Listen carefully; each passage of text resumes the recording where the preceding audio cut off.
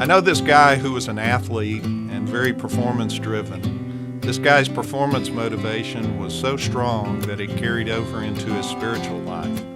He believed God could save him, but couldn't possibly love him for just being who he was. He spent every day in high school trying to earn God's love. Each day he saw God putting a higher bar in front of him with the words, "If you love me, you'll jump higher."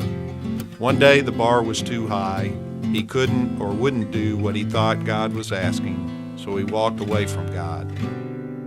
I know this girl who enjoyed partying and being with the friends she had in the party atmosphere. She went to church, but more for an obligation than a relationship with God. This created a void in her life. Instead of realizing what the void was, she filled her life with drinking and smoking to fit in with the in crowd. I know this guy who always thought that his spiritual gift was being all things to all people. What he found out was that he was truly just a hypocrite.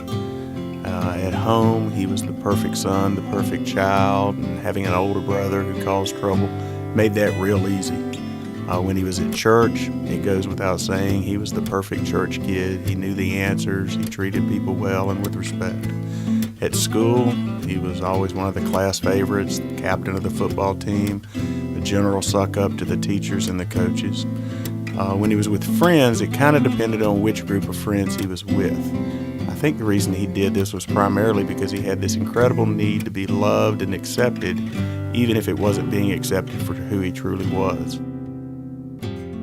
I knew this guy all through middle school and high school that a lot of people looked up to. He was really diligent in his Christian life and his Christian practices. He attended 4 to 5 Bible studies a week and was president of his youth group and would actually spend time praying from the pulpit in front of the church and sometimes giving his testimony from the pulpit. In the 11th grade, people started noticing that he was dating girls that did not match up with his lifestyle. And furthermore, people started noticing that he was hanging out at the mall Friday night, and that was with the drinking crowd. I know this guy who tends to please everyone. If you met him, you would really like him because he's all about being what you're about. He works really hard, and in fact, he's the guy that you want to have on your team because you know the job will get done. But when you get down to know him, you'll find out that he's a faker. He has a mask on, and he is really more about trying to please people than to be who God created him to be. You really don't know him. You don't know who he is. He doesn't really reveal his true self because he's superficial and he changes depending on who he's around. I knew this girl in high school. She was angry and she was tough. She pushed other people away. She didn't trust anyone. She was approached by other girls in school who wanted to be her friend, and she just couldn't let herself be close to anyone because she was afraid of how they would treat her and what they would do, and she just pushed them away.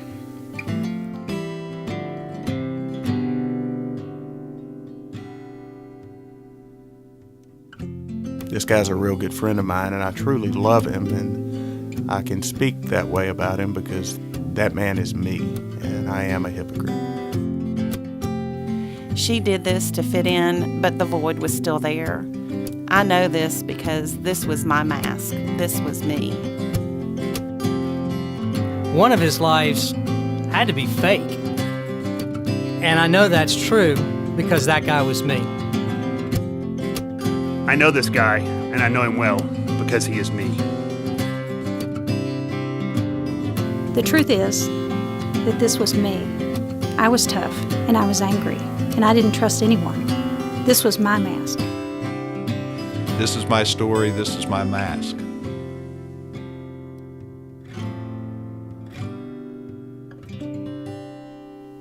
What about you? What are your masks? What are you hiding from? Take a moment to just think and pray about this. Then, when you're ready, take a marker and write your facades on your box. But continue asking God to show you your facades and begin praying for freedom from them. Escapafacadology. Escapafacadology. An example of the type of guy always only wished you could be. Got a squeaky clean persona, I'm descended from the highest pedigree.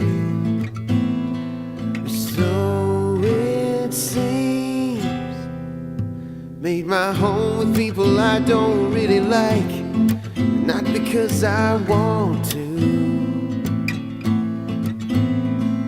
I'm a chicken in the worst sense of the word, 'cause I'm just too terrified to be myself. Escapafacadology. Escapafacadology. When I look at all the folks that crowd around me, thinking it's not that bad, but the people I call friends, I don't know for sure if they really have my back. I can't blame them. I feel like no one knows me, and I don't think I'm off the reservation. Somehow I've stayed underneath their radar, but that's no consolation at all. Escapafacadology. Escapafacadology. I can't see your face today, there's a concrete wall that's in the way, and I'd like to know it's you when I come around. I'm here to walk this line with you, and I know that it's a painful truth. This big facade is coming down.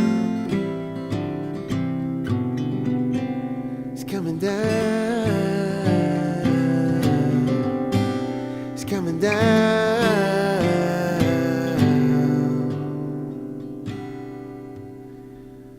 Escape of a